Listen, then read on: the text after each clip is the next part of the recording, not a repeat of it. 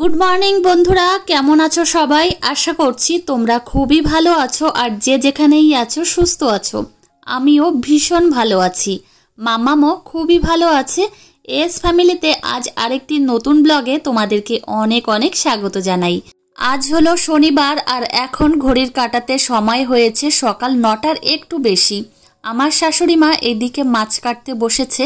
মাম্মাম সবে মাত্র ঘুম থেকে উঠেই ওর ঠাম্মির কাছে এসেছে, কেননা ওর ঠাম্মি মাছ কাটছে আর মাছ কাটা দেখতে মাম্মামও খুব পছন্দ করে। মাম্মাম জল খাচ্ছ? আচ্ছা খাও, পেট ভরে খাও মা। ব্রাশ করেছো? তোমার দাঁত কোথায় দেখাও,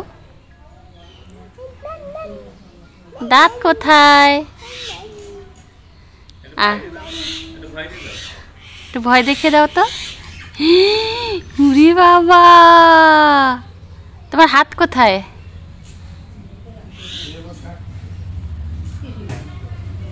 তোমাদের দাদাভাই আমার হাতে একটা খাবার খেতে চেয়েছিল, গতকাল রাত্রেই কিনে নিয়ে এসেছে, কিন্তু বানানো হয়নি গতকালকে। তো ভাবলাম আজকে সকালেই জিনিসটা খাবারটা রান্না করে দিই।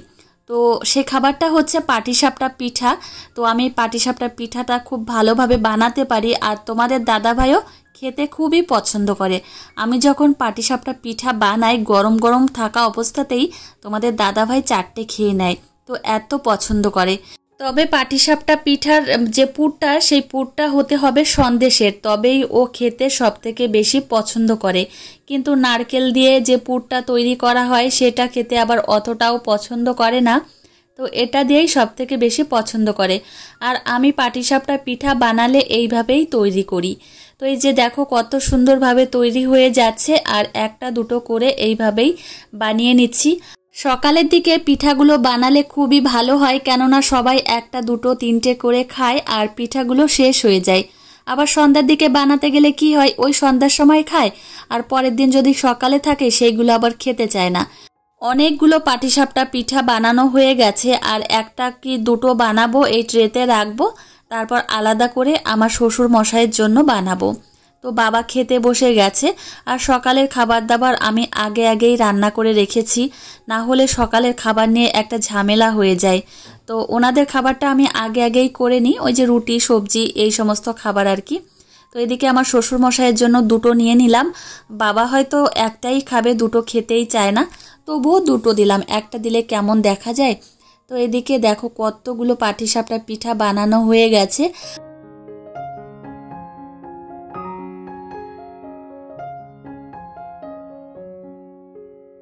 মাম্মাম এখন আবদার করেছে ওর কাকাইয়ের সঙ্গে স্কুটিতে করে যাবে। তোমাদের দাদাভাইয়ের সঙ্গে আজকে আর যায়নি, ওর কাকাইয়ের সঙ্গেই যাচ্ছে। না, তোমাদের দাদাভাই এখনও বাজারে বেরোয়নি, তো ওর কাকাই আগে যাচ্ছে জন্য ওর কাকাইয়ের সঙ্গে গেল। তো এদিকে মামামের খাবার রেডি করছি। মামামকে আজকে সকালবেলায় কর্নফ্লেক্স খাওয়াবো, তার জন্য কর্নফ্লেক্স আগের থেকে আমি ভিজিয়ে রেখেছিলাম। এর মধ্যে আমি মিল্ক দিয়ে দিয়েছি আর একটা কলা দিয়ে দিলাম। আমি মামামকে ঠোঁটে কলাই খাওয়াই, অন্য কোনো কলা খাওয়াই না। তোমরা তো দেখেছই মামামকে আমি কলা খাওয়ালে ঠোঁটে কলাটাই খাওয়াই, আর বাচ্চাদের কাঁঠালি কলাটা খাওয়ানোই ভালো, আমার যেটা মনে হয় আর কি। আমার মামামকে খাওয়াই, সেই অনুযায়ী তোমাদেরকে বললাম। তো এদিকে মামামকে খাওয়াতে বসেছি। দেখো আমার দুষ্টু মামাম। সকালে বড়দের খাবার রান্না করেছি, আর সেই সঙ্গে কয়েকটা পিঠা বানিয়েছি, পাটিসাপটা পিঠা। আর পাটিসাপটা পিঠা হোক বা যে কোনো পিঠা হোক, একটু বানাতে গেলে অনেকটা সময় লেগে যায়, যাই বলো না কেন। ওই জন্য মামামের জন্য রান্না করিনি, ভাবলাম কর্নফ্লেক্সই খাইয়ে দিই, আর সন্ধ্যার সময় দেখা যাবে যে মামামকে কি খাওয়াই। তো সকাল তো আগে এটা খাওয়াই। তো এই যে মামামকে খাওয়ানো হয়ে গেছে, কেন জানি না সকাল থেকে এত পরিমাণে হাই ছাড়ছে, মনে হচ্ছে এখনই মামাম ঘুমিয়ে পড়বে।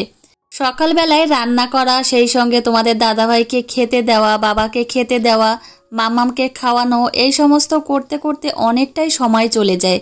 তো এখন আমার হাতে কিছুটা সময় পেয়েছি, এই সময়টা আমি এখন কাজে লাগাবো। তো এই সময়টা বলতে এখন আমি ঘরটা গোছাবো, বিছানাটা সুন্দরভাবে তুলবো।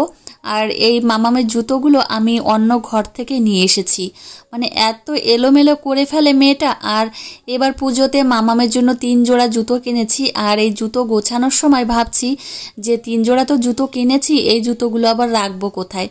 তোমাদের একদিন মামামের জুতোর কালেকশন দেখাবো, মানে মামামের যে জুতোগুলো রয়েছে আমি মনে মনে ভাবছি যে জুতোগুলো তোমাদের একদিন দেখাবো যে কেমন কেমন জুতো রয়েছে। মামামের এই কিটো জোড়া আমি এখন সার্ফ দিয়ে ভালো করে ধুয়ে দেব, আর ব্রাশ দিয়ে ঘষে ঘষে ভালো করে ধুয়ে দেব, কেননা পুজোর দিনগুলোতে মামাম এই জুতোটাও পরতে পারে, ওই কারণেই। সকাল থেকেই অনেক কাজবাজ গুছিয়ে নিয়েছি, যে সমস্ত কাজবাজ আর কি সংসারে থাকে, স্নান থেকে শুরু করে মামামকে খাওয়ানো সমস্তটাই হয়ে গেছে। আর এখন ঠাকুর পুজো করে নিলাম। সত্যি কথা বলতে ঠাকুর পুজোটা আর রান্না করা আর স্নান করা, এই 3টে কাজই আমার মনে হয় সারাদিনের সব থেকে বড় কাজ। তো এই 3টে কাজ হয়ে গেলেই আমার মনে হয় যে মানে সংসারের অর্ধেকটা কাজই একদম শেষ হয়ে গেছে। তো যাই হোক, ঠাকুর পুজো তো করে নিলাম। আর এখন মাম্মামকে আমি একটু লেবুর রস খাওয়াবো, তার জন্য এদিকে চলে এসেছি রান্নাঘরে। আর 2টো লেবু আমি ফ্রিজ থেকে বের করে এই বাটিটার মধ্যে রেখে দিয়েছি, মানে জলের মধ্যে রেখে দিয়েছি। না হলে কি হবে জানো তো, সোজা একদম ফ্রিজ থেকে যদি মৌসুম্বি লেবু বের করে মাম্মামকে খাওয়াই তাহলে ওর ঠান্ডা লেগে যাবে। লেবুগুলো আমি 10 মিনিট আগে এই জলের মধ্যে ডুবিয়ে রেখেছি। আর এইভাবে ডুবিয়ে রাখলে কি হবে, লেবুর গায়ে যে ঠান্ডাটা রয়েছে সেটা জলের সঙ্গে মিশে যায়। আর এখন আমি লেবুর রস বের করে নিয়েছি, দেখো একটা কাপের অর্ধেকটা পরিমাণে রস হয়নি। তো সত্যি 2-1টা কমেন্ট পড়ে এমন খারাপ লাগে, কি আর বলবো, যে 2টো লেবুর রস খেয়েছে এখনও বাচ্চাটা খেতে চাইছে। তো একটা বাচ্চা যখন কোনো খাবার খেতে ইচ্ছা করে সে তো সর্বপ্রথম তার মায়ের কাছেই চাইবে যে মা আমার এই খাবারটা খেতে ইচ্ছা করছে। আমরাও তো বড়রা আমাদের কোনো খাবার খেতে ইচ্ছা করলে আমাদের মায়ের কাছেই বলি যে মা আমাদের এই খাবারটা খেতে ইচ্ছা করছে। আমি তো এখনও বলি যে মা বাড়িতে গেলে আমি এই খাবারটা খাবো, আমাকে এই খাবারটা রান্না করে দেবে। আর ও তো সামান্য একটা শিশু, দুধের শিশু, তো ওকে কি করে এই সমস্ত কথা বলা যায় আমি সেটা মনে মনে ভাবি। আর আমার মনে হয় বাচ্চাদের যারা মানে হিংসা করে, যাদের কটু কথা বলে, তাদের আমি মানুষ বলে মনে করি না। মানে আমি নিজস্বভাবে বলছি, আমি তাদের মানুষ বলে মনে করি না। তো যাই হোক, অনেক কথা বললাম আর অনেক জ্ঞান দিয়ে ফেলেছি তোমাদেরকে। আর এদিকে চলে এসেছি ঘর পরিষ্কার করতে, ঘর বলতে বিছানাটা পরিষ্কার করতে এসেছি। আর বিছানাটা তো কতবার পরিষ্কার করতে হয় সেটা তো তোমরা জানোই, যাদের ঘরে ছোট্ট বাচ্চা আছে তারা জানো। আর এখন কি হয়েছে জানো তো, মাম্মাম এই বিছানার থেকে নামার সময় এই বিছানার চাদর ধরে নামে, আর বিছানার চাদরটা একদম মানে চলে আসে, নিচের দিকে নেমে আসে। ওই জন্য ঘন ঘন বিছানাটা ভালো করে ঠিকঠাক করে রাখতে হয়। আর আমি দেখেছি জানো তো, ঘরটা যখন অপরিচ্ছন্ন বা অগোছালো থাকবে সেদিনই বাড়িতে কেউ আসবে আর ঘরের মধ্যে ঢুকে যাবে। আর ঘরের মধ্যে এসে যদি দেখে যে এমন অগোছালো, কেমন লাগে বলো তো, মনের মধ্যে কেমন একটা লাগে না যে ইস ভালো করে ঘরটা গুছিয়ে রাখতে পারলাম না, এমন দিনেই মানুষ আসলো। আর মনে মনে তো ভাববেই যে মানে বউটা কি অগোছালো। তো আমি মানে আমার মনে এটা সাড়া দেয় আর কি। তো মামামকে স্নান করিয়ে নিয়ে এসেছি, আর এখন ওর গায়ে বডি লোশন লাগিয়ে দিচ্ছি। আর বডি লোশন লাগাতে আসলে ওকে অবশ্যই হাতে একটু দিতে হবে, মুখে ক্রিম লাগাতে আসলেও ওর হাতে দিতে হবে, না হলে ও চুপচাপ থাকবেই না আর স্থির থাকবে না। তো যাই হোক, এখন মামামকে রেডি করাবো। আর এখন তো মামামকে স্নান করানোর পরে ঘুম পাড়াই না, একবারে দুপুরের খাবার খাইয়ে তারপর ঘুম পাড়াই। তো ওই জন্য একটু ওর রুটিনের অনিয়ম হয়েছে জন্য মামামের প্রচণ্ড ঘুম পেয়ে যায় জানো তো। যখন ও খেতে বসে তখন ও মানে ঝিমোয় আর কি। তো ওকে ঝটপট করে খাইয়ে দিই, তারপর মানে খাওয়ার সঙ্গে সঙ্গেই ও ঘুমিয়ে পড়ে। তো এদিকে দেখো দুষ্টুমি করছে, মানে ওর হাতে দিতে হবে। তো এখন ওর ঝুঁটিটা বেঁধে দেব। আর মানে স্নান করানোর পরে চুলটা দেখবে ভেজা ভেজা থাকে, তো চুলটা একটু শুকিয়েছে, ফ্যানের নিচে ছিল অনেকক্ষণ মাম্মাম। তো এখন ঝুঁটি বেঁধে দেবো, কেননা কি বলতো, এই ঝুঁটিগুলো না বাঁধলে ওর মানে চোখের সামনে আসে, চুলগুলো কপালের ওপর পড়ে আর ওর প্রচণ্ড গরম লাগে। আমার গতকালকের ব্লগ ভিডিওতে আমি বলেছিলাম যে সমস্ত দিদিভাই বা দাদাভাইরা আছো যারা আমার ব্লগ ভিডিও একদম প্রথম থেকে শেষ পর্যন্ত স্কিপ না করে দেখো, তাদের নাম জানাতে আমি বলেছিলাম বা কমেন্ট করতে বলেছিলাম। তো সেই সমস্ত দিদিভাইরা আমাকে কমেন্ট করে জানিয়েছো যে দিদিভাই আমি তোমার ভিডিও একদম প্রথম থেকে শেষ পর্যন্ত দেখি। তো সেই সমস্ত দিদিভাইদের নাম আমি এখন বলবো, মানে এখন বলতে আমি এখন ভিডিওটা এডিট করছি, এখন বাজে রাত 8টা 8।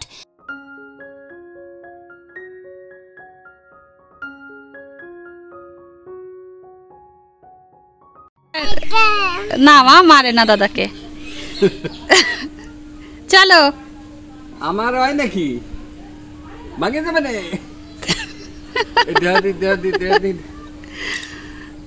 চলো মা আসো আসো, যাও মার কাছে যাও, আসো যাও যাও যাও যাও যাও। তো যে সমস্ত দিদিভাই আমার ব্লগ ভিডিওগুলো একদম প্রথম থেকে শেষ পর্যন্ত দেখো, তো সেই সমস্ত দিদিভাইদের নাম আমি এখন বলবো। তো সেই সমস্ত দিদিভাইয়ের নাম হচ্ছে সুজাতা পাল, শুভ্রা টুভু, অঙ্কিতা সায়নী, সামরিন পারভিন, শিল্পা সরকার আর পায়েল। তো এই সমস্ত দিদিভাই আমাকে এখনো পর্যন্ত কমেন্ট করেছো। পরে যে সমস্ত দিদিভাই আমাকে কমেন্ট করবে অবশ্যই আমি সেই সমস্ত দিদিভাইদের নাম পরের ব্লগে জানিয়ে দেব। যাই হোক, এখন আসি মামামের দুপুরের খাবারে। আজকে দুপুরবেলায় মামামের জন্য কাঁচকলা, আলু আর কই মাছ দিয়ে তরকারি রান্না হয়েছে, সেটাই মামামকে খাইয়েছি। আর বিকাল নাগাদ অনেকটা বৃষ্টি হয়েছিল আমাদের এদিকে। আর এখন বাজে 5টা 15। তো আমি রেডি হয়ে গেছি, এখন যাব ডক্টর দেখাতে। মামামকে সঙ্গে নিয়ে যাচ্ছি, মামামকেও দেখাবো ভাবছি। তো মামামের কিছু বিষয় আমি ডক্টরের কাছে জানতে চাই ওর খাওয়া দাওয়া নিয়ে। তো সেই সমস্ত বিষয় তোমাদেরকে জানাবো, আগে ডক্টর কি বলেন সেই সমস্ত শুনে তারপর তোমাদেরকে জানাবো।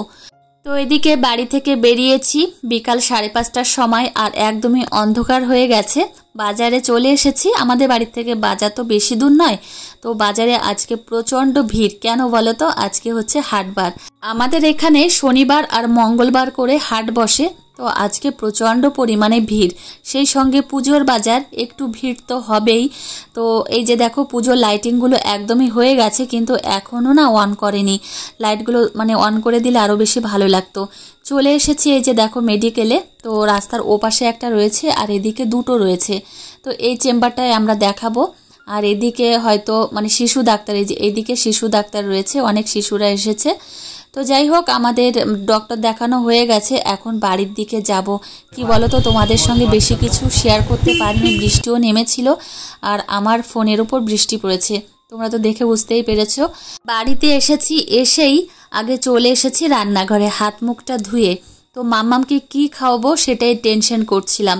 তো এখন যদি অন্য কোনো খাবার রান্না করতে যাই অনেকটা সময় লেগে যাবে, আর মাম্মামেরও খিদে পেয়ে গেছে। তো ভাবলাম এখন কোনো কিছু রান্না না করে এই বিস্কিট আর একটু মিল্ক দিয়ে দিই, এটাই খাইয়ে দিই। মানে তাড়াহুড়োর সময় এই খাবারটা খুবই একটা ভালো খাবার আমি এখন মনে করি। তো মাম্মামকে প্রত্যেক দিন খাওয়াই না, মাঝে মধ্যে আমি খাইয়ে থাকি। তো যাই হোক বন্ধুরা, চলো মাম্মামকে এই খাবারটা গিয়ে খাইয়ে দিই। আমার মেয়ের খিদে পেলে কখনোই আমাকে বলে না যে মা খাবো, কিন্তু ওর হাবভাব দেখে আমি বুঝতে পারি যে ওর খিদে পেয়েছে। খিদে পেলে একটু রেগে যায়, খিটখিট করে, কান্নাকাটি করে। তো তখনই আমি বুঝতে পারি যে আমার মাম্মামের খিদে পেয়েছে। আর আমার মাম্মামকে বিশেষ করে 3 ঘন্টা পর পরই খাওয়ানোর চেষ্টা করি। তো যাই হোক বন্ধুরা, চলো আজকের ব্লগটি আর বেশি বড় করব না, এখানেই শেষ করব। আর তোমাদের সঙ্গে দেখা হবে পরের একটা মিষ্টি ব্লগে। টাটা।